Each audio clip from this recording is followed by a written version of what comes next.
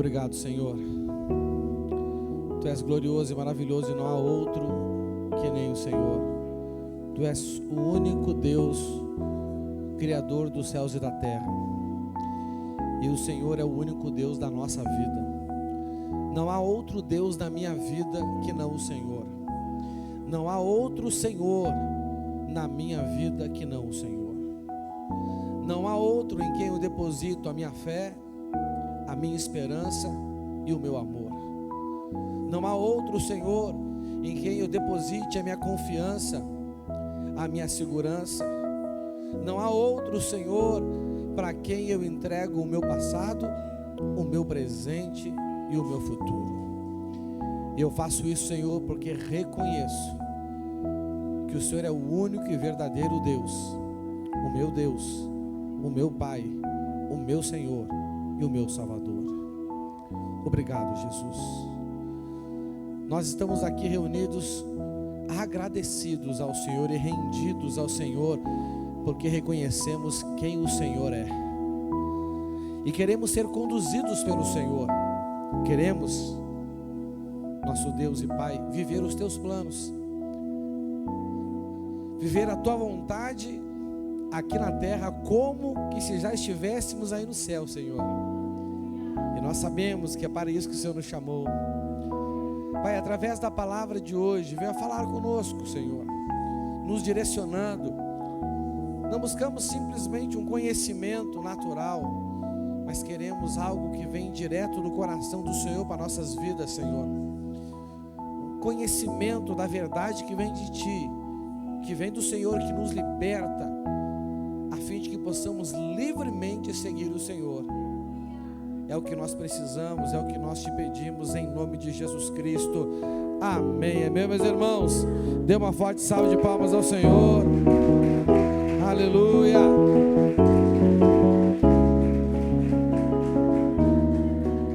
Glória a Deus. Boa noite, sejam todos muito bem-vindos, amém? Que bom que você está aqui. Dá um sorriso para a pessoa que está do seu lado e fala assim: meu irmão, minha irmã, que bom que você veio. Glória a Deus. Pode sentar no seu lugar, fica à vontade. Aleluia. Vão tomando os seus assentos.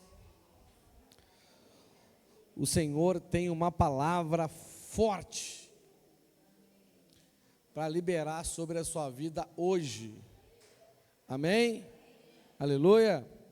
E por que que ela é forte? Porque é a palavra de Deus, não é? E como o nosso Deus é um Deus todo poderoso, toda a palavra dele é forte, não é verdade? Dizer que é forte é até reduzir o poder da palavra de Deus. A palavra dele também é toda poderosa, não é? Ela pode fazer coisas maravilhosas na nossa vida, amém? Então que você se conecte com o Espírito Santo, porque é Ele que traz para você algo sem o qual, meus irmãos, vocês não vão conseguir absorver a palavra de Deus, se alimentar dela, né? A Bíblia diz que não é só de pão que vive o homem, mas de toda a palavra que sai da boca de Deus, amém? E o que é importante para você conseguir, não é, absorver a palavra de Deus, né? A gente pode usar um outro termo, você fazer a digestão da palavra de Deus, né? Se você come um alimento e não faz a digestão, o que acontece? Dá o quê? Dá mal-estar, ou sai como entrou, não é verdade? Não é? E as pessoas, os irmãos aí que entendem bastante biologia mais do que eu, né? Tem umas irmãs que trabalham na área de saúde aí que entendem, eu acho que um pouco mais do que eu. Para cada coisa que o nosso organismo vai digerir, tem que ter uma enzima, não é verdade? Sim ou não? Né? Para dirigir, para fazer a digestão do amido, se eu não me engano, é a amilase, né? Para a digestão da proteína é a protease, né? E qual é, e o que nos ajuda a digerir a palavra de Deus, para que ela, de fato, possa nos alimentar? é uma ação do Espírito Santo chamada testificação. Repita comigo, testificação. É quando você está lendo a Bíblia, você está ouvindo uma mensagem e o Senhor, assim, Ele te dá convicção daquilo no seu coração. Né? O nome disso é testificação. Né? A minha expressão mental, quando isso acontece comigo, e pela graça de Deus, irmãos, isso acontece com frequência comigo, eu sou privilegiado, não porque Deus viu mais que vocês, é porque eu busco essa sensibilidade. Quando Deus, sim, quando eu estou ouvindo uma mensagem e lendo a Bíblia, e quando Deus traz a testificação, na minha mente eu tenho uma expressão já pronta, e a expressão é nosso Deus. Dentro da minha mente, assim, às vezes eu falo baixinho, às vezes eu falo alto, né, dependendo se eu estou com nosso Deus, né? Às vezes eu só penso, nosso Deus, cara, rapaz, aquilo entrou dentro de mim. A Bíblia diz que a palavra de Deus, ela é viva e eficaz, e ela é como uma espada afiada dos dois lados, que ela penetra no mais profundo do nosso ser. Então, esse é o efeito da testificação. Amém? E quando você busca essa sensibilidade, quando você lê a Bíblia, você sai fortalecido, você sai alimentado, não é? E você sabe que o alimento no corpo humano, ele não só nos torna fortes, não só sacia a nossa fome, não é verdade? Né? Cara, o alimento, ele gera, né, através do alimento, o nosso corpo, todos os sistemas do nosso corpo, defesa, tudo, né, as enzimas, vitamina, né, não sei como funciona direito esse negócio, mas eu sei que o alimento é a chave do negócio. Não é verdade? Né? Então, quando você se alimenta da palavra de Deus, rapaz, a palavra de Deus ativa todas essas coisas da sua vida espiritual. Você está me entendendo? Você sabe qual é o sistema de defesa do nosso ser espiritual? Você sabe como é que é o nome do mecanismo de defesa? Quem sabe aí? Escudo da fé. Olha só que maravilha. Não é verdade? Né? É uma barreira impenetrável. Você está me entendendo? Se você buscar essa sensibilidade com o Espírito Santo e deixar ele falar com você no meio da mensagem, gerando em você essa testificação, aí você de fato vai passar a se alimentar da palavra de Deus. Senão, fora isso, ela vai ser como a semente lançada na terra, na beira do caminho, a semente lançada na terra que está no meio das pedras, ou a semente lançada na terra que está no meio dos espinhos. Ela não vai produzir nada. Imagina se você comesse algo e esse alimento não produzisse nada no seu organismo. Né? Oi? Morre de desnutrição. Né? Então, sabe, nós precisamos aprender a nos alimentar da palavra de Deus. E quem faz a digestão da palavra de Deus, ou seja, você não consegue absorver ela inteira, ela tem que ser quebrada dentro de você. O que é ser quebrada, né? Você tem que conseguir discernir além daquilo que você está lendo ou além daquilo que o pregador está pregando. Né? Aí vem uma testificação. Amém? Então, ore a Deus por isso, amém? Busque isso no Senhor. E nós estamos caminhando debaixo de uma palavra, e essa palavra é expansão, não é? Quando nós cremos no Senhor, de verdade, o que nós buscamos do Senhor é uma palavra, porque tudo que Ele faz através da sua palavra, amém?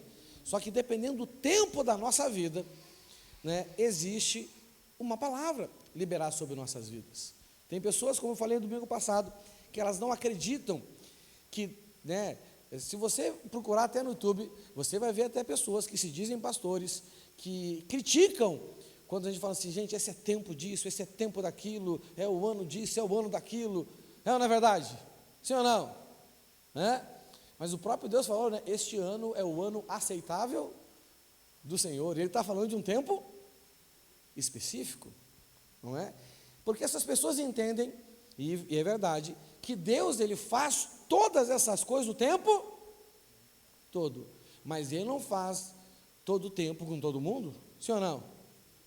Tem pessoas que Deus está fazendo uma coisa, tem pessoas que Deus está fazendo outra, tem uma parte da igreja, Deus está fazendo uma coisa e está fazendo outra, porque nós como igreja somos um organismo, o corpo do Senhor, e Ele sabe os tempos que nós vivemos, não é? E Ele traz essa revelação dos tempos sobre nossas vidas, para que nós possamos caminhar debaixo de uma palavra que vai nos guiar naquele tempo, amém? Sim ou não? Teve um tempo na vida de Josué, que era um tempo de força e de coragem, sim ou não? De tudo que ele precisava, o que ele mais precisava? Então o Senhor liberou uma palavra sobre ele. Toda vez que Deus falou com Josué, Ele falou, seja forte e corajoso? Não, só no capítulo 1 do livro de Josué. Não é verdade? Sim ou não? É porque ele estava entrando num tempo que ele precisava de força e de coragem. Então, quando Deus estabelece uma palavra sobre nós, é porque estamos entrando num tempo que precisamos daquilo. E nós precisamos expandir esse ano. Amém? E o Senhor quer que nós possamos viver expansões em áreas da nossa vida, a fim de que Ele transborde. O Senhor quer transbordar. E para transbordar, Ele não quer que você simplesmente libere espaços. Porque tem tempo da nossa vida que você tem que liberar espaço dentro de você, não é verdade? Crenças erradas e tantas coisas que você tem que se esvaziar para liberar espaço.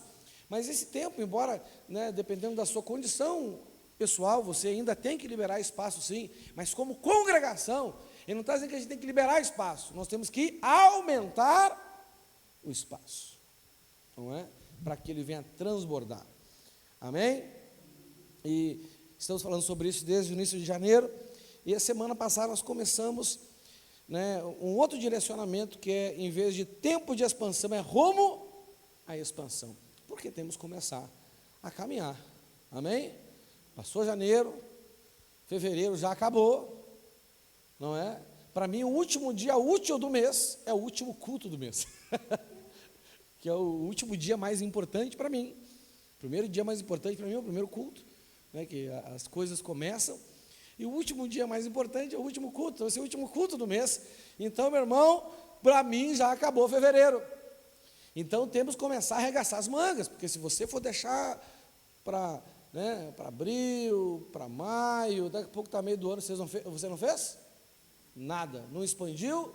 Nada. Aí, meu irmão, já passa para julho, que já é segundo semestre, não é? Aí está muito frio, entra agosto, fica mais frio ainda, aí você vai esperar aquecer um pouquinho, você vai esperar para a primavera, daqui a pouco já é dezembro, você não fez nada. E o Senhor não transbordou na sua vida, que tem que transbordar. Porque, gente, um ano não é muito tempo, um ano é pouco tempo, não é verdade? Um ano é pouquíssimo tempo, amém? Então começamos, desde a semana passada, domingo passado, rumo à expansão, e nós temos que expandir em 5 áreas da nossa vida. Temos que expandir na nossa vida com Deus, na nossa vida familiar, na nossa vida na igreja, na nossa vida financeira e na nossa vida profissional ou vocacional e financeira, não é? São 5 áreas, são as bases da nossa vida. Irmãos, a nossa vida tem só 5 áreas? Não.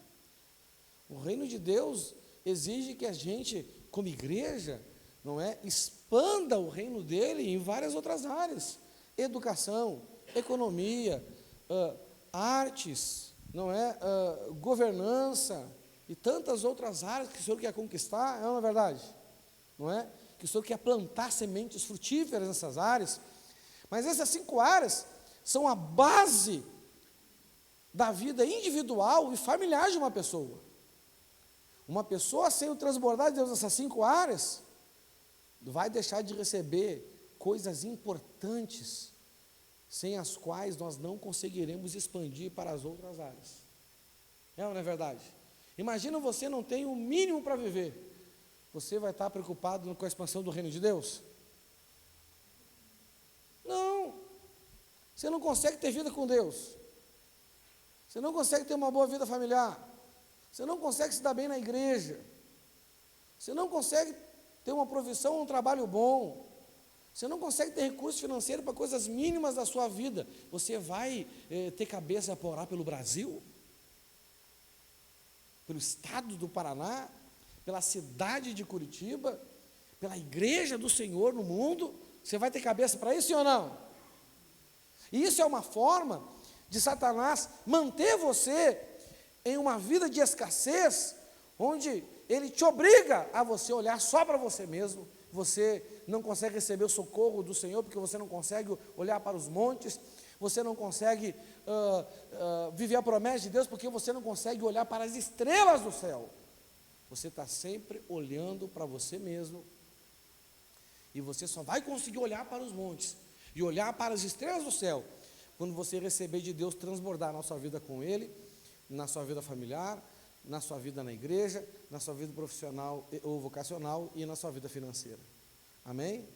Então o Senhor está, esse ano, essa expansão, é para edificar uma base na sua vida, meu irmão, que vai te dar condição para olhar para os montes. Não é? Você nem tem uma tenda direito, como é que Deus fala, sai da tua tenda e olha para a estrela? Ele quer que você melhore essa tenda aí, que é a sua vida. Amém? E nós começamos falando semana passada, que nós precisamos começar essa expansão pela igreja, amém? Por quê? A igreja não é o reino dos céus, mas a igreja é a embaixada do reino dos céus. E tudo que a gente vai fazer com relação ao reino de Deus, começa por onde? Pela igreja. A sua vida com Deus começou com Deus ou através de Deus ou através da igreja? A igreja. Claro que foi o Espírito Santo que trouxe para cá, óbvio, né? Entendeu? Mas eu, sinceramente, primeira vez que eu frequentei uma célula, não é? Primeira vez que eu frequentei o culto de uma igreja, eu tinha consciência com relação a Deus que eu tenho hoje? Não, começou pela igreja. Não começou pela minha família, não começou pelo meu trabalho, não começou pela minha vida financeira, então tudo começa com a igreja, amém? Nós aprendemos semana passada que você tem que expandir o seu envolvimento com tudo o que está relacionado com a igreja do Senhor Jesus nessa terra, amém? Expanda. E a palavra que Deus tem para a gente, lá em Isaías 54, 2 e 3, é não economize nisso, ou seja, não vai devagar, expanda o máximo que você conseguir, porque quanto mais for essa expansão, maior será o transbordar de Deus na sua vida, porque é a partir da igreja que Ele alcança todas as outras áreas da minha vida, amém? A partir do momento que eu fui remido, através da minha vida na igreja, com o Senhor, Ele começou a remir a minha vida pessoal com Ele, a minha vida familiar, a minha vida profissional, a minha vida financeira e todas as outras áreas da minha vida, e assim também vai ser com você, amém? Então, semana passada, nós falamos sobre que precisamos começar a expansão pela igreja, amém? Mas depois que eu entrego uma vida para Jesus, estou na igreja e começo a trilhar um caminho progressivo, fala assim, progressivo, de envolvimento com as coisas da igreja, porque você tem que trilhar esse caminho, amém, meu irmão? Você não vai ver ninguém avançando com Deus, eu até vou te mostrar isso hoje na palavra de Deus, se você não tiver envolvimento progressivo com a igreja. É por isso que o diabo ele também age muito na vida das pessoas para impedir elas de se envolver com a igreja, e aqueles que se envolvem retroceder. Não é verdade? Né? Então, você tem que, é muito importante você discernir isso. Mas logo depois, então, que eu entreguei minha vida para Jesus, não é? Que eu fui salvo, santificado, eu começo então a me envolver cada vez mais com as coisas da igreja. O que eu tenho que fazer agora? Qual é a segunda área mais importante na minha vida, para que Deus possa começar a atingir as outras? É a minha vida com Ele. Não é verdade? Sim ou não? Eu não sei como é que foi o seu início de fé, entendeu? Não, mas eu me lembro, quando eu entreguei minha vida para Jesus, foi em novembro de 2001, né, um mês e pouquinho depois, que foi no último final de semana de dezembro de 2001, eu fui no meu encontro com o amor de Deus, tive uma experiência com Deus na minha mente, não senti, não vi, não ouvi, mas tive uma experiência na minha mente, um pensamento mudou dentro de mim. E eu me lembro que na semana seguinte, no pós-encontro, eu perguntei para Abraão assim: Abraão, tudo bem, agora eu entendo que eu tenho que mudar de vida. Não quero mais aquela vida. Contei para ele a mudança na minha mente aconteceu no encontro. Eu perguntei para ele assim: César, eu perguntei para ele assim: Abraão, o que eu tenho que fazer agora? Qual é o próximo passo? Sabe o que ele falou? César, você tem que conhecer Deus. Você tem que conhecer Jesus. E aí, meu irmão, eu comecei a investir meu tempo para conhecer Deus, para conhecer Jesus. Aí, como ele disse isso, a minha segunda pergunta era óbvia, né? Eu perguntei: Abraão, mas como que eu faço para conhecer mais a Jesus? E ele me deu uma direção que mudou uma vida, que mudou a minha vida. Que pena que vocês não estavam lá esse dia comigo, mas que bom você estar aqui hoje, porque aquilo que recebi do Senhor, vou entregar hoje para vocês, para você poder, se quiser, começar a trilhar um caminho de conhecer verdadeiramente quem é o seu Deus, quem é o seu Pai, quem é o seu Senhor e Salvador. Isso vai mudar o seu relacionamento com Ele. Amém? Aleluia. Então vamos falar sobre expansão da nossa vida com Deus. Amém? Quero começar lendo o texto de Oséias 6:3. Eu vou ler na Almeida Revista Atualizada.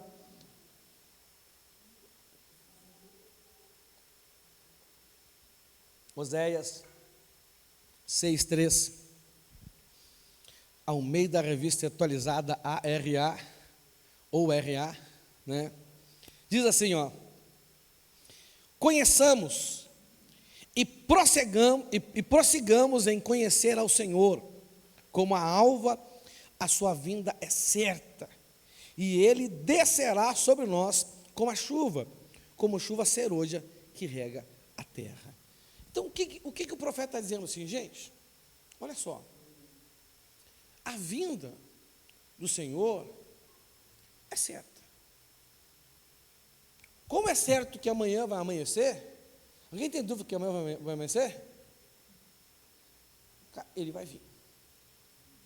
Entendeu? E nesse texto aqui, ele fala da vinda do Senhor em dois tempos, como a chuva e como chuva serôdia. Essas duas chuvas aqui, não é? A primeira chuva é a chuva antes da plantação. Porque antes de plantar, a terra não pode estar seca, não é verdade? E logo antes da colheita, vem uma outra chuva. E aquela chuva assim, que acelera, que potencializa, meu irmão, o crescimento dos vegetais na terra. Quem corta grama em casa e quem corta mato sabe o que é isso, não é verdade?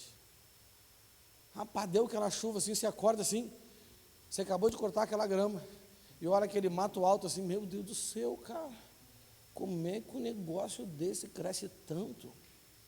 Alguém já orou aqui para a sua vida financeira ter unção de mato? Senhor, se meu dinheiro multiplicasse que nem mato, eu estava milionário, não é verdade? Mas isso não acontece porque dinheiro não é mato. Porque tem gente que acha que dinheiro é mato mesmo, né? Vai ser outra história. Ele está falando de dois momentos. Então é certo que o Senhor virá como a chuva que vem antes da semeadura. Que tempo foi esse? A primeira vinda de Jesus. Porque o semeador veio para... Então houve um avivamento. O avivamento começou com João Batista. Você está me entendendo? E a terra foi regada. E a terra foi preparada para receber a semente. Mas ele virá também. Essa é a segunda vinda dele para nos buscar, como a chuva que vem antes da colheita. São os tempos de avivamento que o Senhor vai gerar na terra. Então, como amanhã vai amanhecer, é certo, como virão essas coisas, como é certo que essas coisas vão acontecer, o Senhor virá. Amém? Então, a partir dessa certeza, O profeta está dizendo assim, ó, gente, já que nós temos essa certeza, para não perder esse tempo, porque a luz brilhou sobre a escuridão, mas algumas pessoas não viram a luz. Aquela chuva de avivamento veio, mas muitas pessoas daquele tempo não reconheceram aquele tempo. Você está me entendendo? Então, para não perdermos esse tempo, o Espírito, através do profeta, diz, gente, nós temos que conhecer o Senhor. Mas não é só conhecer, é conhecer e prosseguir em conhecer. Eu me lembro, quando surgiu aquela música, que a gente canta assim, eu quero conhecer Jesus. Eu ouvi, irmãos, até de pastores. Eu não gosto que essa música seja cantada na minha igreja, porque nós já conhecemos Jesus. Bom, se aqui tivesse escrito assim, ó, simplesmente, conheçamos, e não tivesse escrito, e prossigamos em conhecer, tudo bem, a gente até podia dizer que esse louvor estava meio fora da vontade, ou da verdade expressa na Bíblia. Mas a realidade é que o grande foco da nossa vida tem que ser conhecer Jesus. Porque, meu irmão, né, o Senhor, Ele é imensurável, Ele é inigualável, Ele é inenarrável, inexplicável, inentendível. Então, a gente vai viver a vida inteira, se viver 10.000 anos, nós nunca vamos saber coisas demais sobre o Senhor. Por isso, essa deve ser a grande busca da nossa vida. Por quê? Porque nós vamos expandir o nosso relacionamento com Deus à medida que nós conseguimos conhecê-lo melhor, entendê-lo melhor, discerni-lo melhor. Não é? E a base disso aqui, então ele está dizendo assim, gente, se você crê que Jesus vai voltar, quer dizer, eu estou dizendo agora com esse texto, né? Se você crê que Jesus voltará, se você está se preparando para o encontro com Ele, irmão, se você não enveredar pelo caminho de conhecer e prosseguir em conhecer, rapaz, você vai, no dia do encontro, você vai passar reto por Ele, não vai ver Ele. Você não vai reconhecer os tempos. Por exemplo, olha só, você sabe qual é a última provação que virá sobre nossas vidas nos últimos tempos? Quem sabe? Eu já ensinei isso para você. Quem sabe aí? Uma multiplicação de iniquidade dentro da igreja. Dentro da igreja. Uma multiplicação de iniquidade. E pela multiplicação da iniquidade, o amor de muitos, ou o amor daqueles que amam, porque só pode esfriar o amor de quem ama, não é verdade? Né? O amor de quem ama a Deus vai esfriar. Em que lugar que as pessoas aprendem a amar a Deus? Na igreja. Não é todo mundo que está aqui que ama a Deus. Mas se você não estiver numa igreja, você nunca vai amar a Deus, não é verdade? Concorda comigo? Então, essa é a grande, gente, essa vai ser a grande provação antes do último avivamento. É aquela sacudida antes da colheita para cair os frutos podres. É aquela ventania que vem, sabe? Que bate antes da colheita, de cima caiu o que está podre, para ficar só o que é bom. Então, o que vai acontecer? A Bíblia diz, nos últimos tempos, a iniquidade vai aumentar. O que é a iniquidade ali? Pessoas que deliberadamente não obedecem a Deus. Pessoas dentro da igreja, pessoas que frequentam a igreja, pessoas que são nossos irmãos, e que elas vão declarar na missa, eu sei que isso aí, mas eu não quero obedecer não, que isso aí não é bem assim não, e não sei o que, e não vou, pessoas obstinadas, e você vai ver as pessoas fazendo coisas que vão te decepcionar, e nós vamos sofrer, porque se é uma parte do corpo, sofre, a outros também sofrem, e esse vai ser um grande teste, não é, que vai anteceder a última chuva.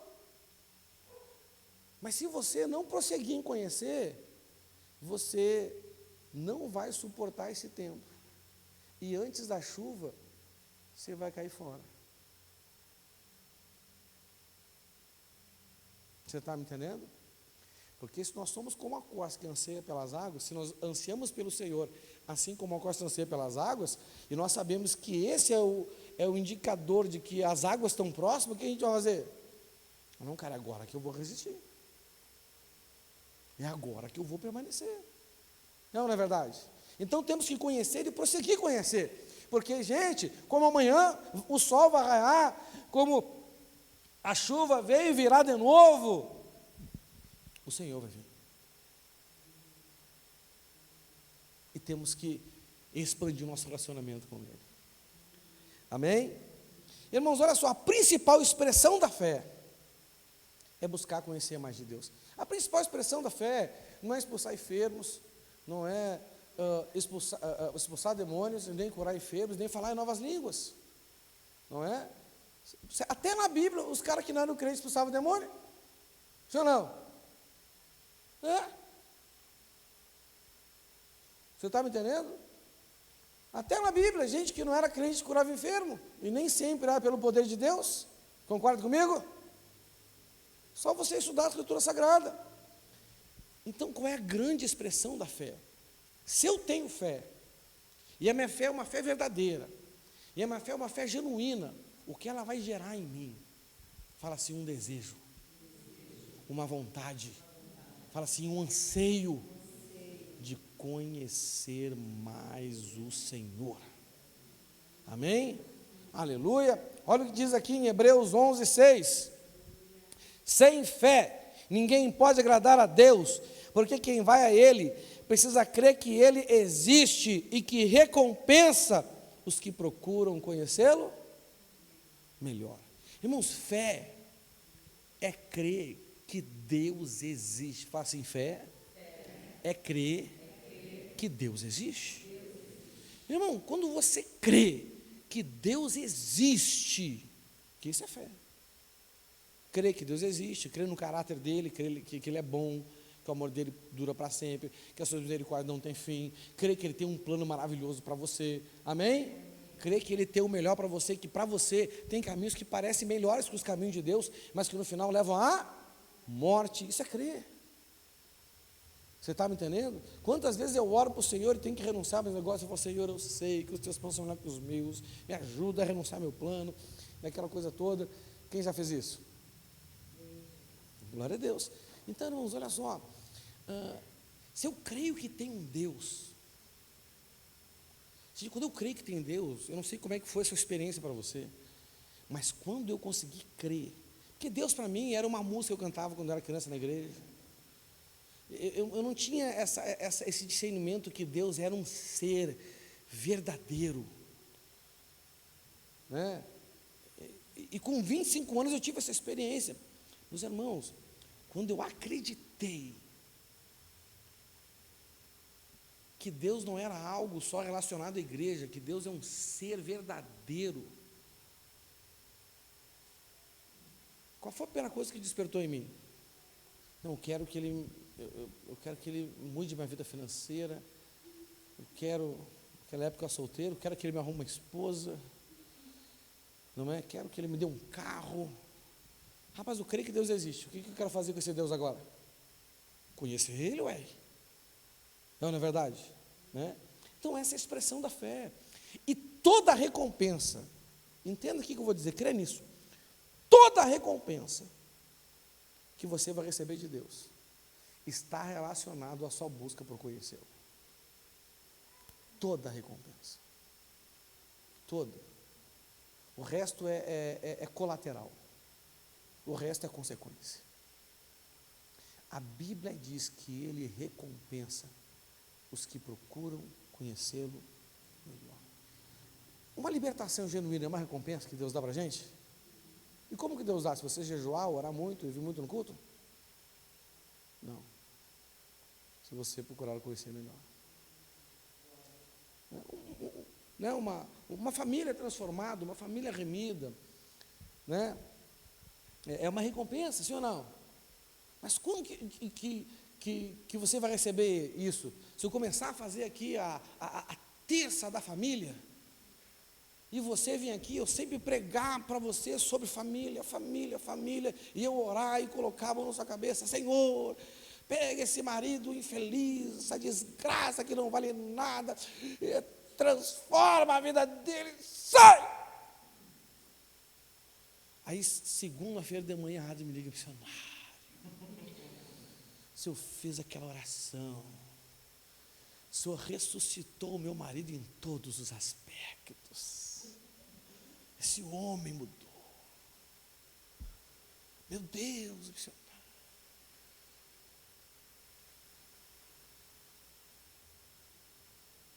Essa restauração familiar é recompensa disso? Não. É recompensa de você buscar conhecer melhor Deus. Então, toda recompensa.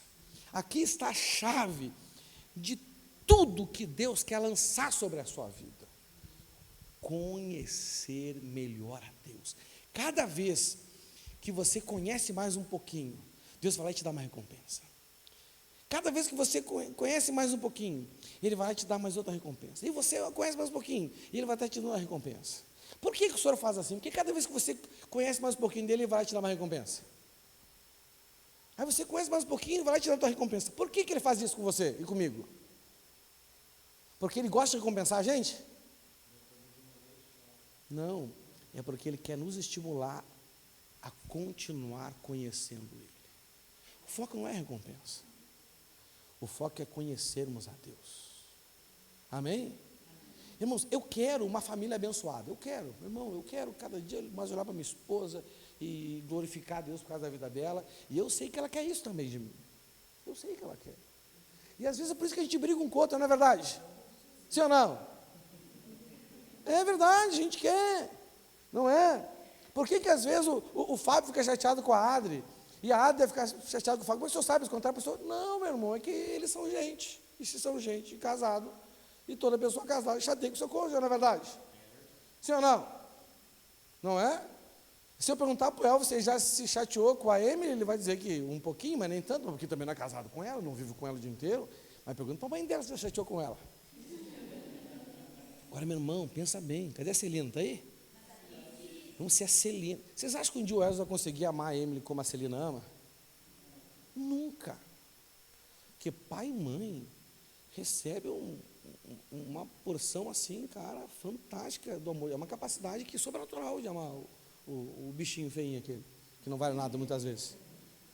Não é verdade? Eu acho que aquele hino que cantam aí, foi um pai para um filho que não vale nada. Você não vale nada, mas eu gosto de você. Entendeu? Cara, mas é óbvio que o Elvis nunca vai conseguir amar a Emily como a mãe dela ama. E se a mãe dela que ama assim, já se chateia com ela, imagina o Elvis que nunca vai amar assim.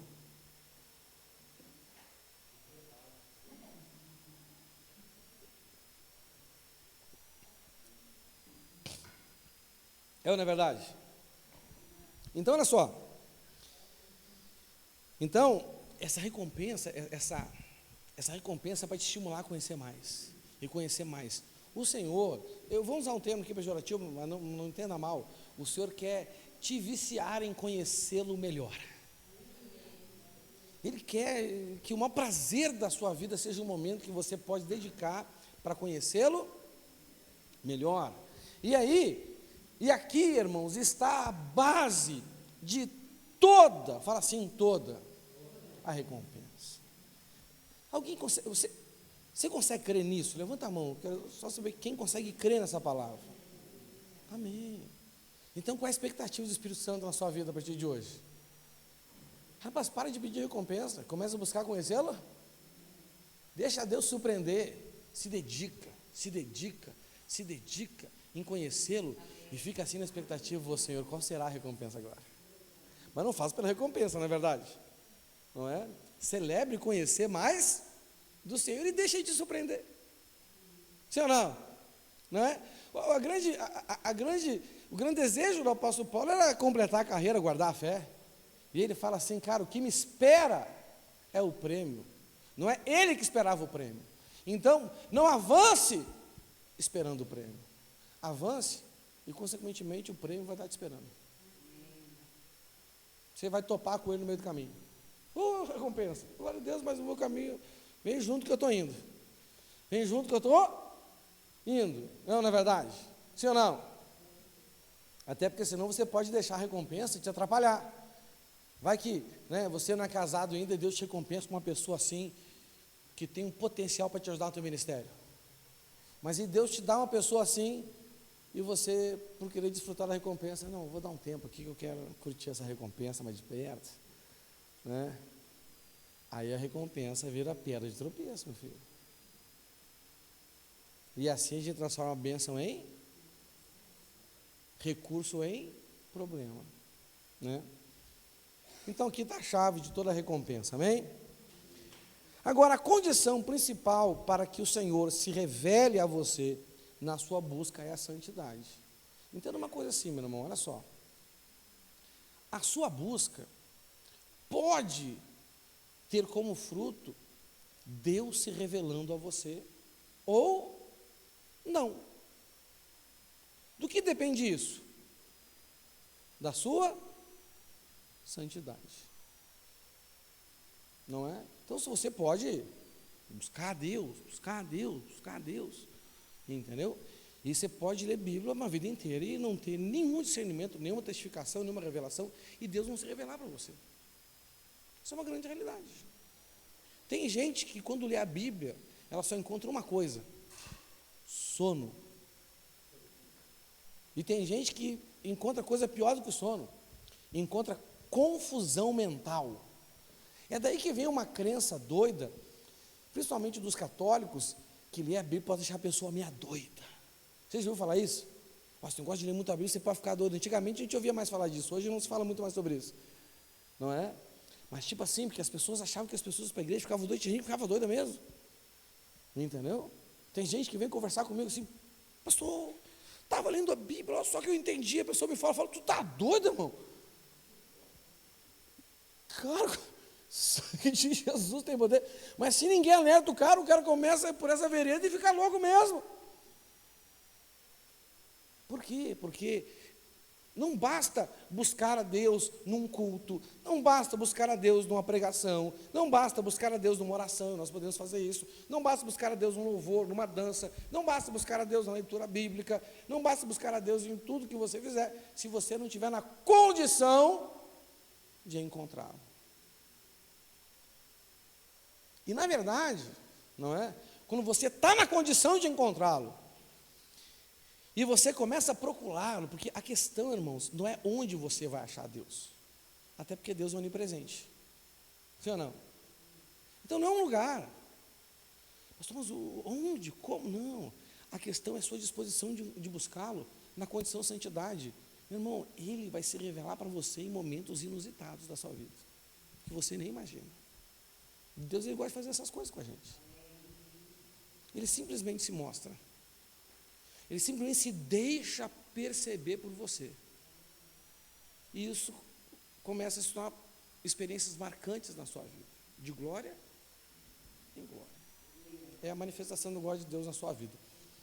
Então, glória a Deus, meu irmão. Hebreus 12:14, eu vou ler na NVI, diz assim, ó: esforcem-se para viverem em paz com todos e para serem santos.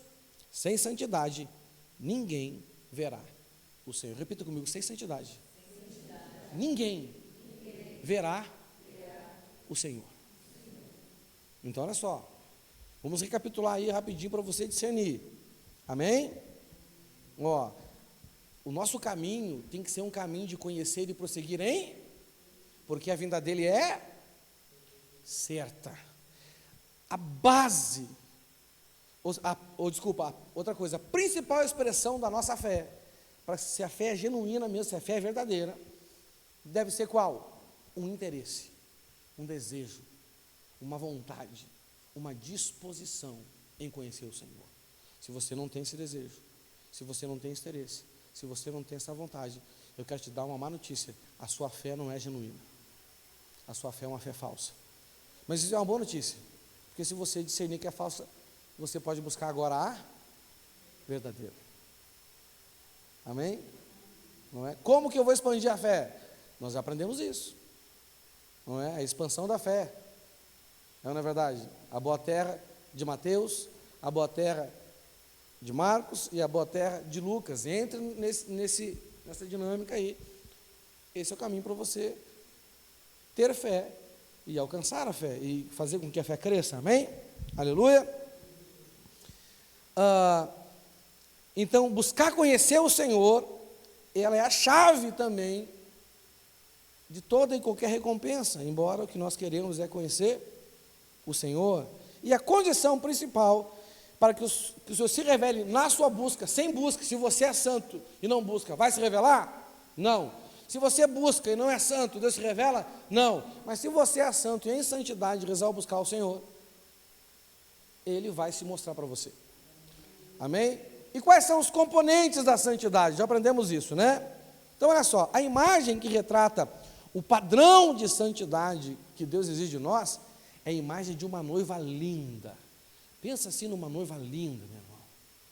Entendeu? Eu acho que as irmãs têm mais facilidade de ter essa imagem, né? O homem tem, mas não dele ser essa noiva linda, né? E uma vez o meu pastor teve que conversar comigo, César, você tem que querer ser uma noiva linda. Eu falei, Bruno, está de sacanagem comigo? Cara, vim falar isso para o gaúcho, você chega para um gaúcho, tem que ser uma noiva linda. E o cara desvia, quase desviei. Mas essa imagem, a imagem de uma noiva linda. E toda noiva é linda, não é verdade? Sim ou não? Eu já fiz vários casamentos aqui, entendeu? Eu pensei, rapaz, agora eu entendi porque esse cara quis casar com essa mulher. Eu nunca tinha visto ela assim, nunca imaginei ela desse jeito. Mas esse cara deve ter olhado perto, deve ter imaginado. Aí ficou bonita mesmo. Agora eu entendi porque o cara casou. O noivo não faz diferença, né? Está sempre feio. Né? A gente nunca entende porque a mulher casa. Mas o homem às vezes consegue entender. E é no dia do casamento. Né? Então aquela noiva linda. E naquele vestido assim, meu irmão, perfeito. Aquele vestido assim, meu irmão, que ela parece um anjo. Não dá para dizer anja, porque anja não existe, na verdade. Uma coisa assim, esplendorosa, espetaculosa, não é? Além dela ser linda, ela está vestida de um jeito assim, rapaz, que não dá vontade de tirar o olho dela. Você está me entendendo? E a roupa dela e ela estão num estado tão perfeito que, por mais que a gente olhe em detalhes, nós não conseguimos encontrar uma mácula, uma ruga, uma mancha ou qualquer outro defeito. Você está me entendendo? Esse é o padrão, essa imagem que passa para a gente esse padrão de santidade. Mas por que ela está tão bonita? Por que ela está tão bem arrumada em detalhes? O que leva uma noiva, né, a poder demonstrar toda a sua beleza? O que leva ela? É o desejo de se encontrar com o noivo. Então a santidade genuína, ela é gerada por uma motivação. O que motiva a santidade? Tem gente, por exemplo, que decide ser santo porque não quer ir para o inferno. Cara, nunca vai alcançar esse padrão de santidade. Não vai. Tem gente que decide ser santo porque tem medo de demônio. Não é? Eu me lembro uma vez o Leandro lá em casa, lá, morava comigo. Final do culto. Alguém levou uma moça lá para o culto. Entendeu? E daqui a pouco, meu irmão, o demônio pegou o corpo da guria, a guria começou a dar uma resbalada assim, e agarrava nas pernas das pessoas, agarrou no tornozelo do meu irmão, olhou para mim, eu sei, olhou para mim, eu sei. Foi ou não foi? Rapaz, ele entrou em 15, nunca mais foi embora na igreja depois disso. O diabo sabe, nem sei o que o diabo sabe, mas ele disse que sabia, né? Entendeu? Eu acho que eu sabia o que sabia. Pegamos essa moça e levamos lá para o escritório lá, e meu irmão, foi uma quebradeira. O demônio gritava na guria, entendeu? Aí saímos, né? Acho que estava comigo lá no escritório, né? Saímos, olhando assim na beirinha desse carro, assim. Então, a guria saiu, levei, vamos guria até o portão, quando eu voltei, eu falei, Jonah, o que foi? Tem que confessar uns negócios para o senhor aí. Eu falei, meu Deus do céu, cara. O que motivou aquele arrependimento ali? Foi querer se encontrar com o noivo? Não, cara. Vai que esse diabo olha para mim e fala assim, eu sei, eu não quero isso. Você está me entendendo? Meu irmão, depois, às vezes tinha que sair de casa lá, pegava as coisas de depósito, eu mandava o Leandro Alisson, missionário, fica cuidando de gente aqui da porta. Então, mas é uma brincadeira, é engraçado, na nossa vida natural, mas na vida espiritual isso é uma tragédia, porque alguém vai conseguir atingir esse padrão estabelecido pela noiva, com a motivação de não ter envolvimento com o diabo? Não. Aquela mulher que quer casar para não ficar solteira, ela vai conseguir ser uma boa esposa? Nunca! Porque o negócio dela não é o marido, o negócio dela não ficar, o negócio não ficar para titia, não é verdade?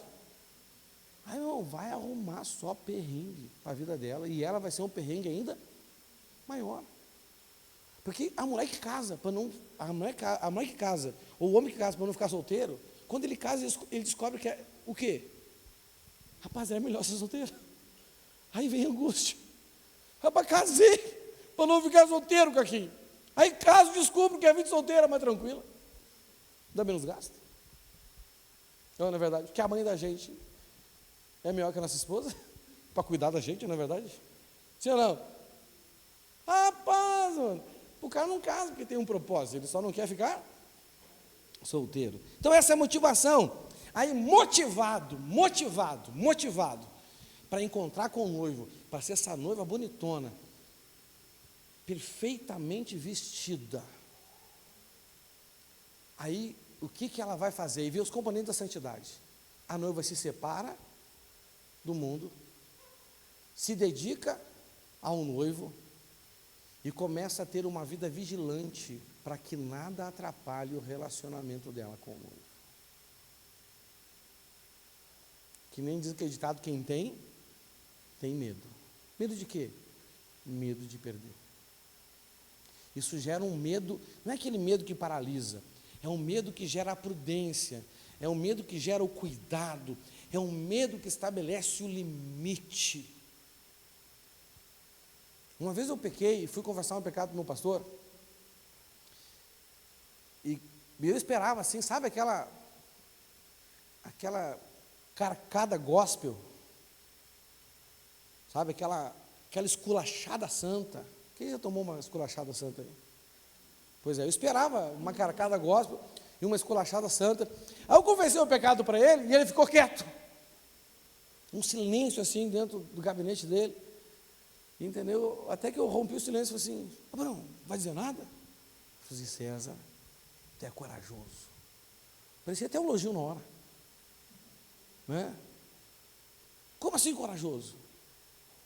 Porque César, tu não tem medo de perder o que Deus te deu. Quando ele falou aquilo, eu me senti mal, meu irmão. Eu descobri que era verdade. Eu não tinha medo de perder o que Deus havia me dado. Então não cuidei, então não vigiei, então não fui prudente, não estabeleci limites, não tomei cuidado para que, estando de pé, não caísse. Só que exige um nível de separação mínimo, um nível de dedicação e um nível de prudência. Amém? Quando o nosso encontro com o Senhor é a nossa grande esperança, nós então conseguimos buscar a Deus de todo o nosso coração. Por quê? Primeiro, que eu vou ter uma vontade de conhecer o Senhor. Segundo, que eu vou ter prazer em me separar em um alto nível, me dedicar em um alto nível, estabelecer limites que vão proteger a minha vida em um alto nível. Irmãos, as pessoas elas correm muitos riscos demasiados, e uma pessoa que se expõe ao risco é uma pessoa que não se cuida. Você está entendendo? Então, quando a grande expectativa da nossa vida de fé é essa caminhada, é o nosso dia da noiva, a nossa vida é um dia da noiva, Nós estamos nos preparando para encontrar com o noivo, e essa é a grande motivação da nossa vida. Quando isso é a coisa mais importante, meu irmão, não é? Eu vou conseguir buscar Ele de todo o coração. O que é buscar Deus de todo o coração? Um grande empenho para encontrá-lo, e uma grande dedicação em ser santo. Jeremias 29, 11, 14. Só eu conheço os planos que tenho para vocês, prosperidade e não desgraça, e um futuro cheio de esperança. Sou eu, o Senhor, quem está falando. Então vocês vão me buscar e orar a mim, e eu responderei. Olha só. Então o Senhor, primeiro ele diz assim, ó, quando vocês me buscar, né? Vou ler aqui, ó. Olha o que diz aqui, ó. Só eu conheço os planos que tenho para vocês, planos de prosperidade, não desgraça, um futuro cheio de esperança. Eu sou eu que estou falando. Então, quando você crê nesse plano, quando você crê o quê? Cara, Deus tem um plano para mim, que é melhor que o plano que eu tenho para mim, que é melhor que o plano que o meu cônjuge tem para mim, que é melhor que o plano que o meu pastor tem para mim, que é melhor que o plano que minha mãe, meu pai tem para mim, que é melhor que o plano que a minha carreira tem para mim, porque uma carreira tem um plano para você, tem ou não tem? Cara, quando você crê que Ele tem um futuro para você, maravilhoso, cara, você vai começar a buscar Ele. Amém? E essa crença, nessa esperança, vai te levar a um nível de relacionamento com Deus. Que nível é esse? Nível de respostas. Que nível é esse? Esse é o primeiro nível. Ou seja, você vai começar a orar a Deus, você já está lá num nível de busca, você já está lá num nível de santidade, então as suas orações vão começar a ser respondidas. Você vai orar e vai ver que coisa não acontece, e que as coisas acontecem, não é? Hoje nós oramos, por exemplo, para não chover na praça ali. Rapaz, e não choveu, choveu em volta. Eu saí da praça e vi que em casa estava chovendo. Desculpa, saí da praça, fui na igreja, estava chovendo.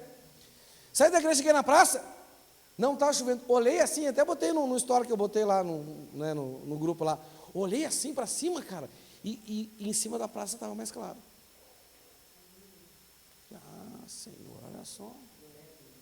Pô, Senhor, não deixa chover. Eu tenho certeza que mais alguém orou, porque o que concordaram na terra, concordaram no céu, e o Senhor respondeu a nossa oração. A hora que estava dando a hora de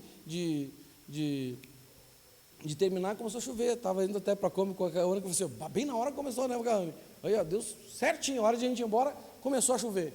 Você está me entendendo? Mas olha, continuando aqui no versículo 12, 13. Vocês vão me procurar e vão me achar. Agora aqui é outra situação. Primeiro nível é oração respondido. Segundo nível, cara, agora Deus vai começar a se manifestar para você. Você vai ter momentos da manifestação da presença de Deus na sua vida. No meu caso, foram experiências na minha mente, foram discernimentos. Não tem como explicar. A minha experiência assim parece que dá um estalo assim, ó, e destranca assim, eu começo a ver as coisas de um jeito diferente, de um jeito mais profundo, não é? O temor a Deus aumenta, o constrangimento aumenta, não é verdade? E quem sabe o que significa quando você está ouvindo a palavra, está lendo a palavra e você sente constrangimento? O que é isso? Manifestação do amor de Deus na sua vida, porque o amor de Deus nos constrange. Não se sinta envergonhado quando você está ouvindo uma pregação e você se constrange, né? Não se esconda, quando você está lendo a Bíblia você se constrange. Sinta-se amado. Sinta-se o quê? Amado, amém? E aí, você vai começar a ter experiências com Deus. Por quê? Vocês vão procurar e me achar, pois vão me procurar com todo o... E o que é procurar a Deus com todo o coração? Com todo o coração, né? É o amar Deus em muitas coisas, né? Com todo o coração, com toda a alma, com toda a mente, com todas as... O que é com todo o coração? O coração fala do nosso espírito.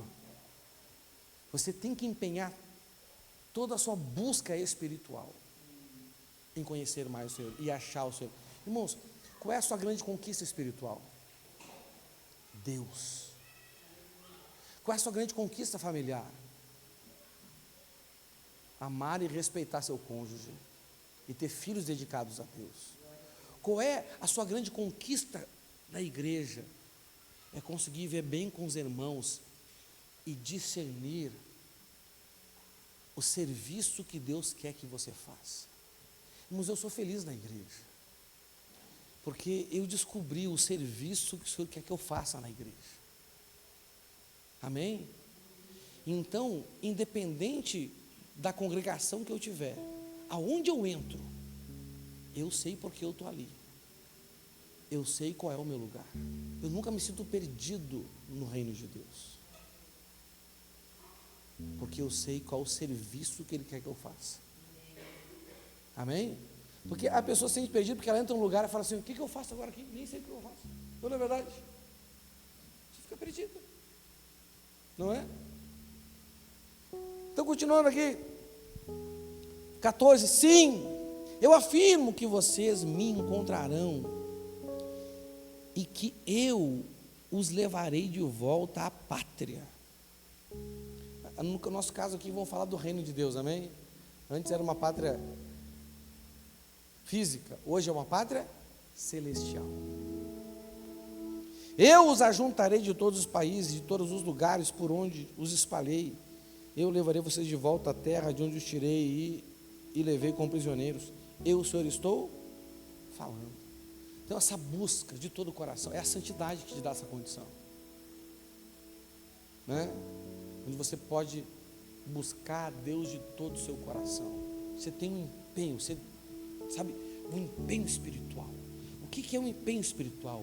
Irmãos, é um empenho em oração, é um empenho em jejum, é um empenho no discernimento, na leitura das Escrituras Sagradas. É um empenho quando você está aqui, ó, me ouvindo. É um empenho para você se manter concentrado, você desbaratar toda a distração, você não deixar nada te distrair. Você está me entendendo? Você focar. Aí vem alguém e fala com você, dá licença aí, e não sei o que, você desliga o telefone, e você não fica assim, sabe? Terminou o culto, foi rápido hoje, né? Sabe, um foco para que o Espírito Santo traga essa testificação que vai te alimentar. Por isso que eu falei da testificação antes de começar a pregação aqui, amém? É empenho, é uma dedicação, não é fácil.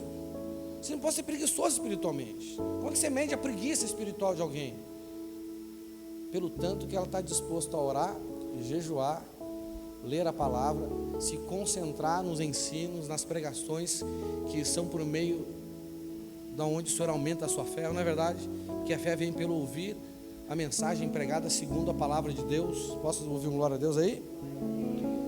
Então esse é o empenho, é de todo o coração, não é? Ou seja, a sua maior força, a sua maior dedicação está em buscar conhecer a Deus através da oração, através do jejum, através da leitura bíblica, não é? Através das coisas que a igreja faz. A igreja faz coisas para te aproximar de Deus, e a igreja faz coisas para você servir a Deus, sim ou não?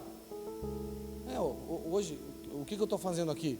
Eu estou pregando uma palavra para você se aproximar de Deus, mas tem horas que eu prego uma palavra para você servir mais a Deus, não é verdade? E as duas são importantes. Quanto mais você conhece a Deus, mais você vai ser motivado a servir o Senhor, amém? Agora, irmãos, na prática, né? Porque o negócio aqui, a gente está no rumo, né? Como entramos na dinâmica da santificação? Quem quer entrar nessa dinâmica da santificação aí? Para que você possa ter, Deus possa se revelar a você. Irmãos, Deus quer se revelar a você. Deus não tem prazer em se esconder de você. Ele quer se revelar. Deus, Ele te prepara para isso. Eu vou dizer que Deus prepara, mas Deus já está preparado, não é verdade? Mas Ele te prepara para isso. Ele prepara um momento especial na sua vida para isso. E você vai ter vários momentos de revelação de Deus na sua vida. Não é Deus te dando conhecimento, é Deus se revelando. Você está entendendo? É Deus se mostrando para você. Que nem Ele se mostrou. Sabe, um dos textos assim que eu acho fantástico na Bíblia, gente. Sabe, é quando Moisés podia ter pedido tanta coisa para Deus, e ele falou assim: Senhor, eu só quero né? Se Moisés fosse gaúcho, falava assim: Senhor, eu só quero te ver, nem que seja de revesgueio. Você está dizendo, nem que seja de revesgueio, você vai deixar. Só uma palhinha. Cara, olha o que o Senhor fez. O Senhor levou ele para uma rocha, essa rocha é Cristo. Ele preparou uma fenda na rocha. Quando ele passou, ele mesmo colocou a mão dele sobre Moisés e deixou Moisés ver ele de costa. Porque naquele tempo, Moisés não tinha um nível de justificação que permitia ele ver a Deus face a face. Ele ia morrer. Mas hoje nós somos justificados pelo Espírito Santo, nós temos ele dentro de nós. Ele quer se revelar completamente para você, sem reservas. É claro que isso assim não vai ser de um dia para a noite, mas se você prosseguir em conhecê-lo, ele vai prosseguir em se revelar. Quanto mais você expandir essa busca por conhecer o Senhor, mais ele vai transbordar na revelação dele para o Senhor. Irmãos, tem muitas vezes que eu tenho a seguinte experiência com as pessoas. As pessoas vêm dizer para mim assim: é porque está escrito isso. Aí eu falo assim: não pode estar escrito isso. Mas como que o senhor sabe que não pode? Se está na Bíblia, onde? Tem que procurar aqui, não pode estar escrito isso. Por quê? Porque, cara, eu conheço o Deus que escreveu a Bíblia. E o Deus que eu conheço, ele não fala essas coisas. Isso contraria o caráter de Deus. Isso contraria o plano de Deus. Acho que você entendeu errado o que está escrito. A referência até pode estar certa, mas seu discernimento, aí a gente vai lá estudar mais profundamente e dito e feito, meu irmão. Você está me entendendo? Mas como o senhor sabe que Deus não falou isso? O senhor conhece toda a Bíblia de cor e salteado? Não! Rapaz, mas eu tenho já 23 anos buscado conhecer o Senhor que eu sirvo. Eu posso dizer num nível um pouco menor do que Paulo, mas posso dizer, quer dizer, bem menor do que Paulo, mas eu posso dizer, eu sei em quem eu tenho crido. Você sabe em quem você crê? Que às vezes eu tenho experiência com os irmãos pensando coisas de Deus que não é verdade sobre Deus. Deus desistiu de mim, Deus não tem um plano para mim, Deus não me chamou para grandes coisas. Opa, meu irmão, quando que um pai não tem grandes planos para os seus filhos? Quando que um pai não tem grandes planos para os seus filhos? Quando? Não pega a sua experiência paterna frustrada para medir a paternidade divina sobre a sua vida. Dia 29 agora de março, né? Dia 30? 30 de março. Vou fazer um seminário aqui de 5 horas de ensino sobre paternidade divina. Vai ser um sábado à tarde, que a gente convidar para estar aqui. Vamos começar aí 2 horas, vamos até a hora que Jesus deixar.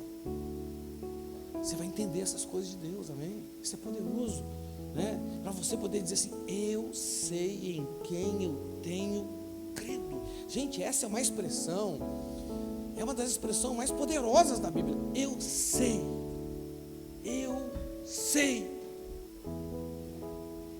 E você tem que saber e saber cada vez mais. Amém? Mas com essa dinâmica aqui, vamos lá, rapidinho. Efésios 4, do 11 ao 13, diz assim, ó: foi Ele quem deu dons às pessoas. Ele escolheu alguns para serem apóstolos, outros para profetas, outros para evangelistas e ainda outros para pastores e mestres da igreja. Primeiro passo para você entrar nessa dinâmica. Como é que eu vou falar isso? Cara, veja se de fato, eu estou botando até a minha imagem para você ser julgada. Veja se de fato a pessoa que você escuta, que você ouve, tem evidência de um dom que capacita ela para fazer aquilo que ela faz. O apóstolo Tiago diz claramente, gente, nem todos devem ensinar. Diz o quê? Nem todos devem ensinar. A pregação não é para todos. Não é para todos. Está escrito na Bíblia. Então você tem que avaliar assim, cara, essa pessoa, você tem que avaliar a minha vida. Cara, o César, ele é um cara que ele deveria ensinar? Ele tem dom para isso? Ele tem caráter para isso? Ou seja, a gente vê se o que ele prega, de fato a gente vê alguma evidência, algum fruto de que ele vive isso. Você tem que avaliar, primeiro isso aí, porque Deus levantou, né? Está aqui, ó. Foi Ele quem deu dons às pessoas. Ele escolheu alguns para serem apóstolos, outros para profetas, outros para evangelistas, e ainda outros para serem pastores e mestres da igreja. É uma pessoa chamada? Qual a história dessa pessoa? Pergunta para ela assim: ô meu pastor, me conta como é que o senhor chegou até aí. Irmãos, a história é importante. Como é que foi sua conversão? Onde você converteu? Como é que foi o seu relacionamento com os seus líderes? Quem que te ensinou? Como é que é a sua vida de busca? O senhor estuda, o senhor lê, o senhor tem esse dom, o senhor tem esse chamado mesmo? Porque tem pessoas, meu irmão, que se colocam em posições, porque ela tem um sonho. Ela botou no coração assim que eu quero ser aquilo. Só que às vezes ela não tem aquele chamado, não é verdade? Sim ou não? Tem gente, por exemplo, irmão, cara, que se você vê a pessoa orando assim, nosso Deus, cara, parece que ela nasceu para aquilo, né? Uma vez eu li um livro do Mike Murdock, e ele falou assim que ele tinha mandado fazer um lago ornamental na casa dele, e ele mandou comprar umas carpas. Ele comprou as carpas. E ele disse assim que quando foram botar as carpas no laguinho, algumas caíram fora do lago e começaram a se debater. Ele disse que ele olhou assim, e ele pensou assim, cara, que bicho ridículo, olha só. Mas quando pegaram aquelas carpas e jogaram dentro do lago, ele viu toda a graça e toda a beleza na vida delas. Fora da nossa posição, a gente só faz papel de ridículo. Mas naquilo que Deus deu para a gente, Deus dá graça para a gente. As coisas fluem assim como um peixe dentro da água. Então o primeiro ponto é esse, não é? Não basta, irmãos, não é qualquer um, e eu não estou falando assim a nível de crítica destrutiva, não, estou falando para você avaliar. Não é que a pessoa que está atrás de um púlpito com o microfone na mão, abrindo um texto da Escritura Sagrada, e que deveria estar fazendo aquilo. O apóstolo Tiago fala que poucos, não é verdade? Poucos deveriam fazer isso. Segundo ponto, 12. Ele fez isso para preparar o povo de Deus para o serviço cristão, a fim de construir o corpo de Cristo. E aqui você tem que avaliar duas coisas.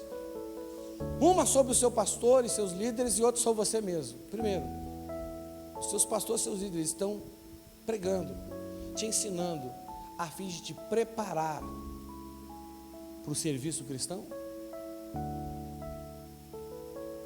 E você? Busca uma igreja, um pastor e um líder para te preparar para o serviço cristão? Esse é outro ponto. Não é? Jesus, o meu Jesus, não sei o seu Jesus, mas o meu Jesus morreu para me salvar e ressuscitou para me dar uma missão. O que o seu Jesus fez por você? As duas coisas mais importantes que o meu Jesus fez: ele morreu para me salvar, para me justificar, e ressuscitou para me dar uma missão. E depois que deixou essa missão registrada para mim receber ela, depois de 2000 anos, ele subiu aos céus com promessa que viria para me buscar. E ele me disse que mesmo que ele volte de novo, mesmo que ele volte de noite, feliz é aquele que for encontrado trabalhando, fazendo o serviço cristão. O Senhor da grande comissão, o Senhor que não se ajoelhou diante do príncipe deste mundo, quando foi tentado, Ele fez isso para a gente, morreu para nos salvar, ressuscitou para nos dar uma missão, foi aos céus para nos capacitar, nos dando o Espírito Santo, e voltará para nos buscar. Maranata, fala assim, Maranata, Maranata.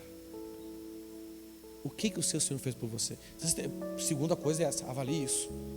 Você tem um pastor que te prepara, que te capacita, que te estimula, que te desafia, que quem te constrange é o amor de Deus, amém? Eu só sou o garoto de recado, não é? 13. Aí sim, ó, desse modo. De qual modo? Que modo é esse aqui? Que modo é esse? Ou seja, você encontra alguém que é chamado para te ensinar, amém? Que ele tem um dom de Deus, ou ele é um apóstolo enviado por Deus, ou ele é um profeta enviado por Deus, ou ele é um evangelista enviado por Deus, ou ele é um pastor enviado por Deus, ou ele é um mestre enviado por Deus. Meu irmão, você não pode andar, você tem que andar pelo menos debaixo de uma pessoa que tem um desses dons manifestos na vida dele, entendeu? Segundo, ele está te preparando, esse é o modo, está te preparando para o serviço cristão. Você está aqui para ser preparado para o serviço cristão? Aí o que vai acontecer? Desse modo, todos, quem? Todos nós chegaremos a ser um na nossa fé, e no quê? E no nosso conhecimento do Filho de Deus. Gente, olha que fantástico isso. Ei, não é conhecer para se envolver, gente, isso até é ilógico. Isso não é o fluxo natural da vida. A gente não conhece para se envolver, a gente se envolve para conhecer. Você está me entendendo? Na verdade, a gente até tem uma ilusão que conhece antes de se envolver, não é verdade? Mas quando a gente se envolve, a gente viu que a gente não conhecia de verdade. Segundo a experiência de Jó, só de ouvir, mas não face a face. Ó, a Evelyn, quanto tempo, Evelyn, tu te relacionou com o Rei Binho antes de casar? 4 anos, tem quantos anos de casado já? 8 anos de casado. E aí, 4 anos, pô, já conhece, né? Aí casou, teve alguma surpresa? Várias. Porque eu não conhecia. Entendeu? Quando eu casei com a Léia, eu já sabia que eu não conhecia ela. Até que eu casei com ela para poder saber o que a baiana tem. Fica a dica, né? Então, quem está entendendo aí? Então você precisa se envolver. Porque, irmãos, olha só. Porque se você não tiver esse envolvimento, você está no corpo. Você está no corpo. Você não está no corpo. E aonde que o Espírito de Deus se manifesta? No corpo. Não é aqui dentro, é no corpo. Se você é parte do corpo, você pode estar na lua e ele te arrebatar lá. Você está entendendo?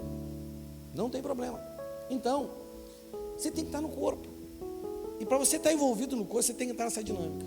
Cara, eu tenho que achar alguém que tem um dom ministerial confirmado na vida dele, que não é alguém que abre inadvertidamente a escritura sagrada e fala o que vem no coração.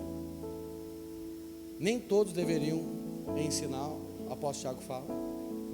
Segundo, essa pessoa está te treinando, ou você está aqui com o objetivo principal de ser treinado. Você está me entendendo? Porque eu vou dizer uma coisa para você aqui, ó, não quero te frustrar não, vou dizer uma coisa para você. Você nunca vai ter no momento de culto uma experiência com Deus como Ele quer ter com você no seu secreto. Como as pessoas não têm secreto, o que elas querem? Ela quer que eu dê um jeito aqui para poder ter uma experiência com Deus. Mas meu irmão, entenda, lê a Bíblia. Esse é o meu papel? Essa é a minha função? Por acaso eu sou Deus para dar para vocês uma experiência com Deus? Por acaso eu posso decidir, Senhor, hoje eu vou fazer um culto para o Senhor se revelar aqui, Deus. E o Senhor se revela, tá bom? Eu posso tomar essa decisão? Não. Nem para mim eu consigo tomar essa decisão. Eu estou lá no meu momento. A hora que Ele quiser se revelar, eu estou ali. Entendeu? Você está entendendo? Não posso perder nenhum dia, porque vai bem no dia que eu perco, que é o dia que Ele decidiu se revelar. Aí eu estou enrolado.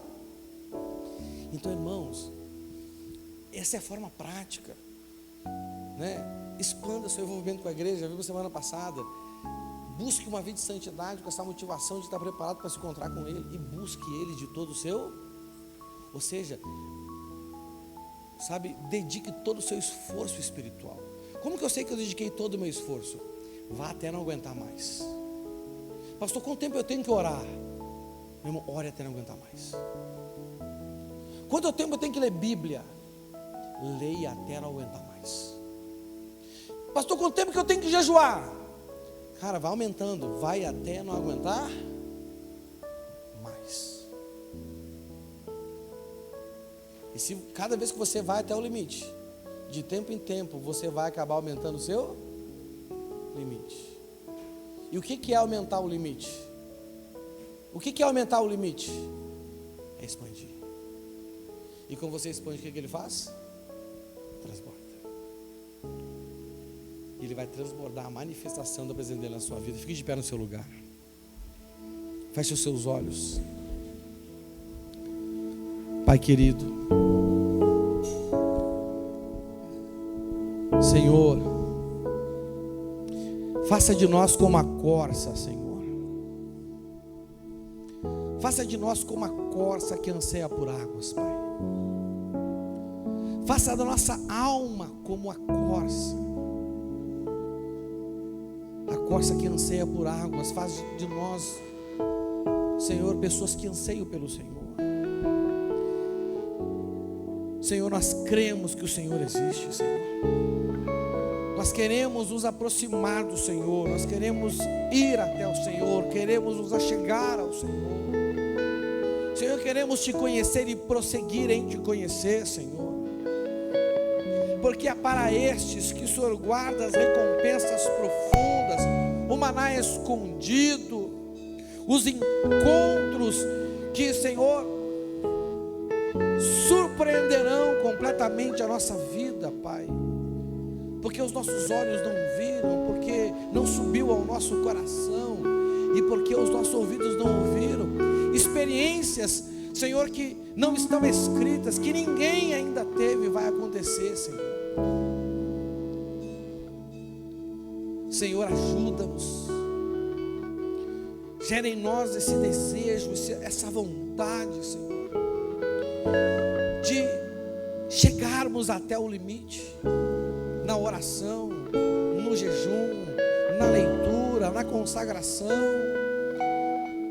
nos propósitos, nos votos, para que nós possamos romper o limite, Senhor.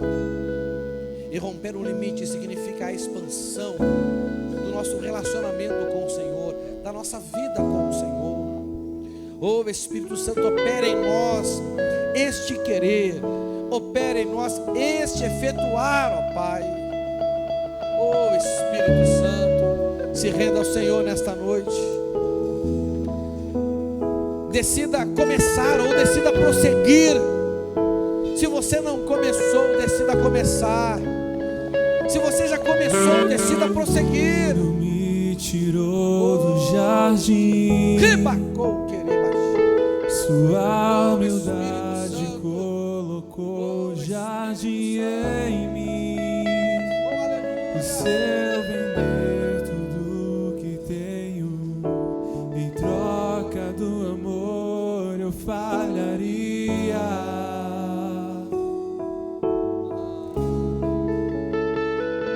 Pois o amor não se compra, nem se merece. O amor se ganha, de graça o recebe. Eu quero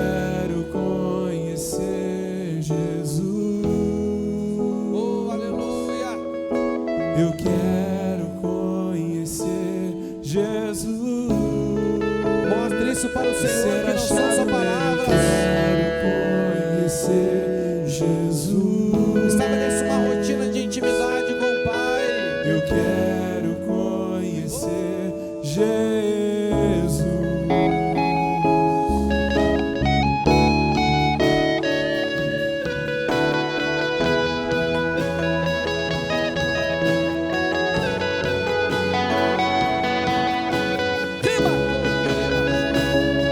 O meu orgulho me tirou O Espírito do Santo jardim. quer te envolver.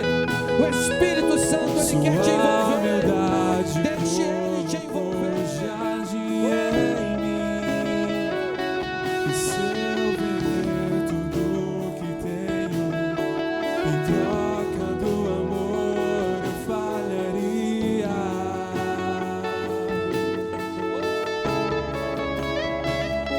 Pois o amor não se compra, nem se merece. O amor se ganha, de graça o recebe. Eu quero conhecer Jesus. Eu quero conhecer Jesus e ser achado nele. Eu quero conhecer Jesus. Eu quero conhecer Jesus. Meu amado é o mais belo entre milhares e milhares. Meu amado é o mais belo entre milhares e milhares. Meu amado é o mais belo entre milhares e milhares. Meu amado é o mais belo entre milhares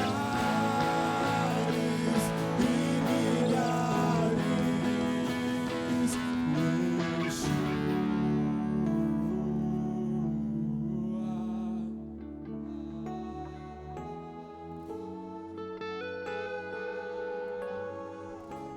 Chame pelo amado, chame pelo seu noivo.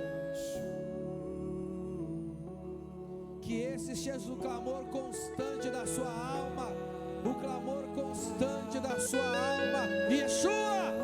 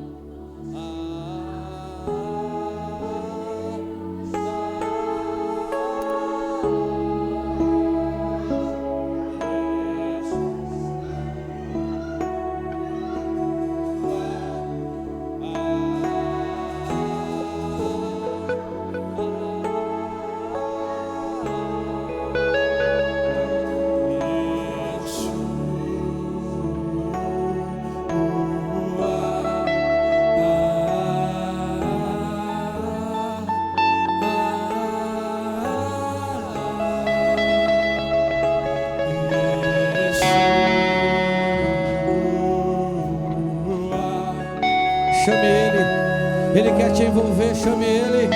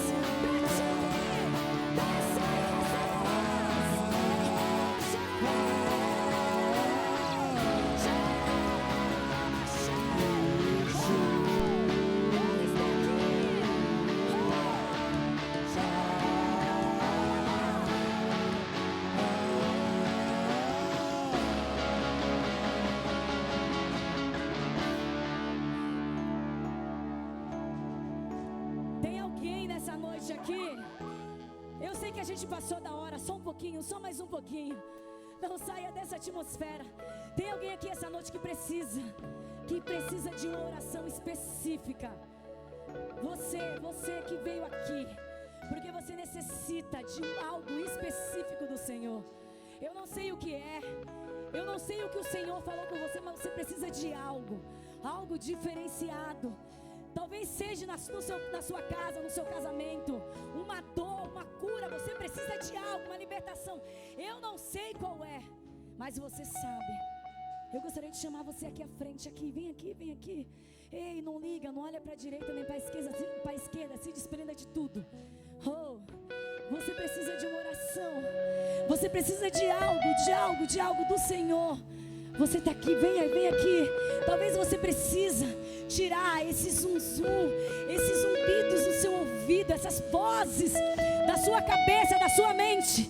Você pode vir aqui na frente, venha. Ei, Ele está te chamando, é a tua chance. O seu pai, Ele está aqui. Ele quer dar algo sobrenatural para você. Essa é a sua chance para você mudar. É o seu amado, o meu amado. Ele é o seu amado. Você acabou de cantar. Sabe quando você chama o seu pai e você vai ao encontro dele? Então ele está aqui. Venha. Ele está aqui. É para você. Ele quer ouvir a sua voz. Ele quer ouvir o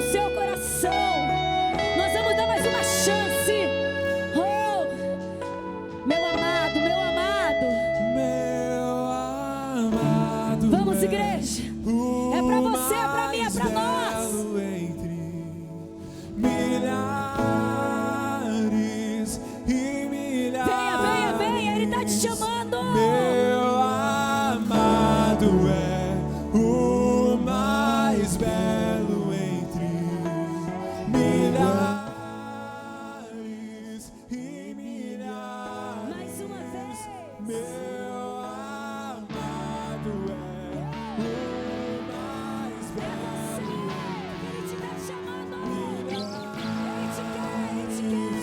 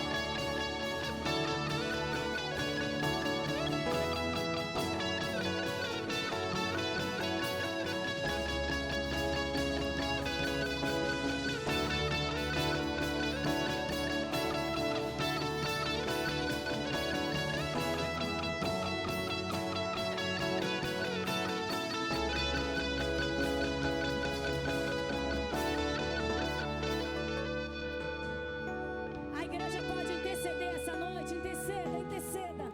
Interceda a igreja. Como irmãos. Interceda a igreja. Interceda a igreja. Interceda.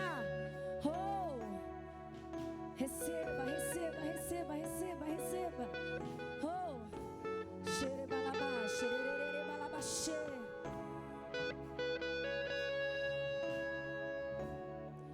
Você que está aqui.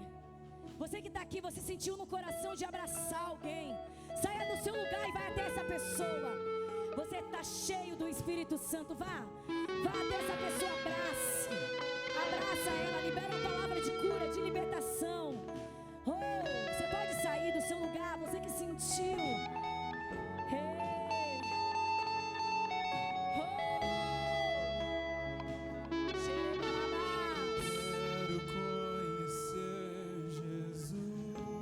Vai ao encontro dele, receba o encontro do Senhor. Ser achado nele, eu quero conhecer Jesus. Eu quero conhecer Jesus. Eu quero conhecer Jesus. Eu quero conhecer Jesus. Eu quero conhecer Jesus. Aleluia. Oh, aleluia. Jesus.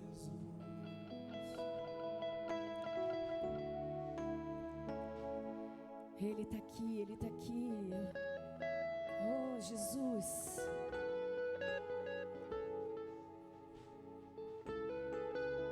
Ele está aqui, Ele está aqui. Oh, Jesus. Quanto tempo esperamos por esse momento? Quanto tempo esperamos para ir a Ti? Para chegarmos a Ti? Quanto tempo estávamos esperando por um encontro? Oh, Jesus. Quanto tempo, quanto tempo, quanto tempo. Oh, Jesus. Oh, Jesus.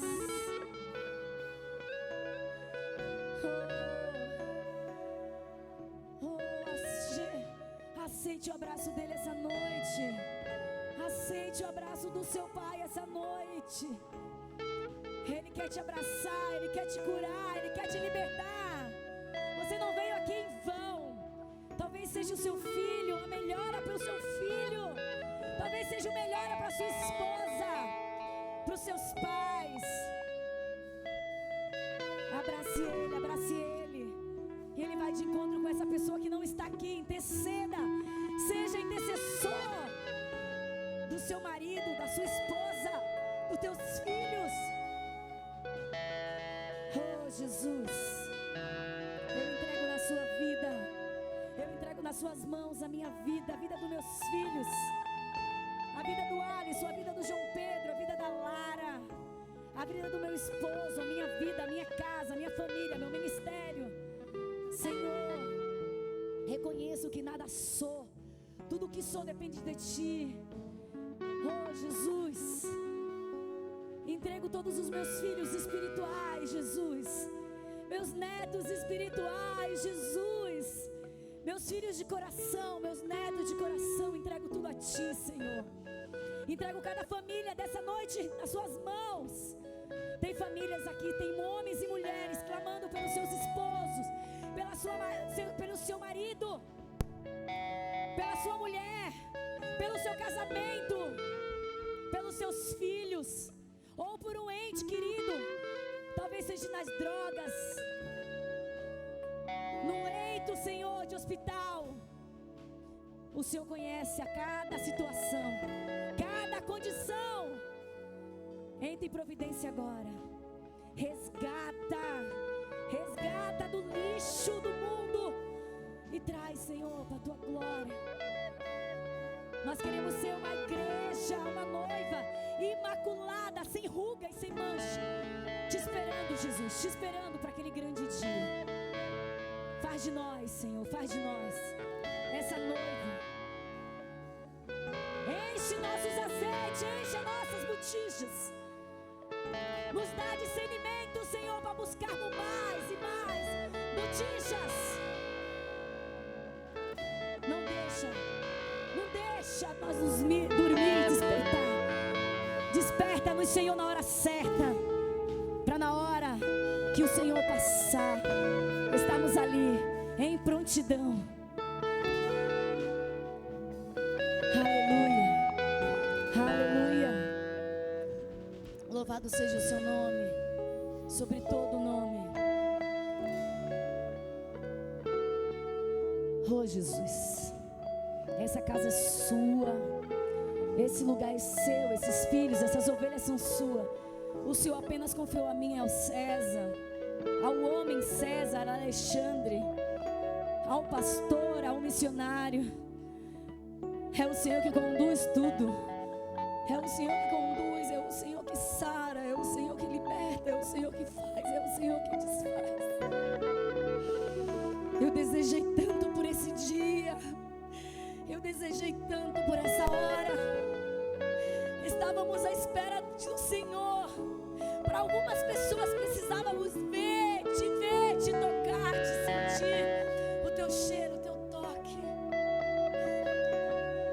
Nos perdoa, Senhor, nos perdoa, porque tem sido os falhos. Temos negligenciado a Tua presença. Obrigada. Essa casa é sua, declaramos que essa casa é sua. A cura neste lugar, a salvação neste lugar, a libertação neste lugar. Sobre vida, sobre mulheres e homens, moças e moços, jovens. A cura aqui. Aleluia. Você que pode, consegue, você pode aplaudir a Ele.